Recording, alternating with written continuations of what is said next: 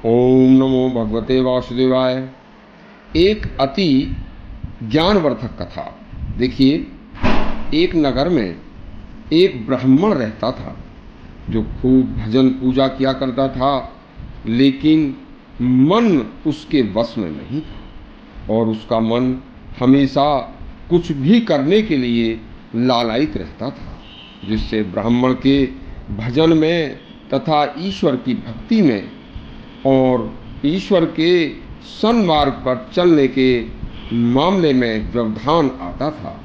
उन दिनों राजा जनक, जिन्हें कि विदेह कहते थे, उनकी धर्मात्मा तथा ब्रह्म विद्या की चर्चा चारों तरफ हुआ करती थी कि राजा जनक ब्रह्म विद्या के वेत्ता तथा ईश्वर के जानकार परम भक्त हैं तथा किसी भी समस्या का समाधान उनकी उंगलियों पर रहता है। ऐसा सोचकर ब्राह्मण ने राजा जनक के दरबार में जाने का मन बनाया और एक दिन ईश्वर का नाम लेकर वह राजा जनक के दरबार में पहुंच गए।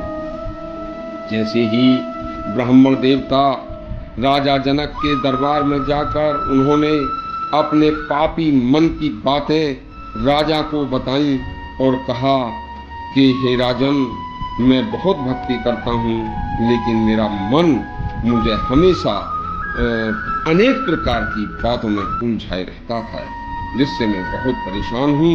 कृपया मेरी बातों का समाधान कीजिए। सिंहासन से उठकर महाराज राजा जनक अपने दरबार के सामने एक वृक्ष को पकड़कर खड़े हो गए और ब्राह्मण से कहा कि देखिए ब्राह्मण देवता, कि यदि यह वृक्ष हमें छोड़ दे तो हम आपके प्रश्न का उत्तर अभी दे देंगे। ब्राह्मण ने कहा, महाराज, यह वृक्ष तो जड़ है, स्थूल है, यह आपको कैसे पकड़ सकता है?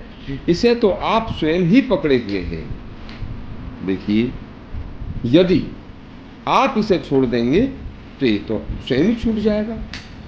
महाराज राजा जनक ने जब ऐसा ब्राह्मण के मुंह से सुना तो राजा जनक बोले, देखिए, यह जो हमारा मन है यह भी जड़ है, स्थूल है, यह जीवात्मा को पकड़े हुए है।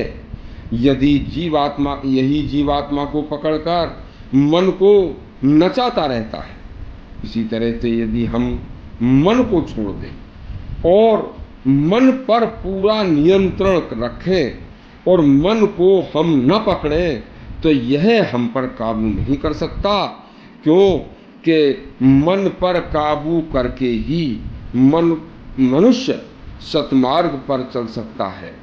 यदि मन, जड़ मन हमको अपने में उलझाए रहेगा तो हम कभी कुमार्ग से नहीं हट सकते।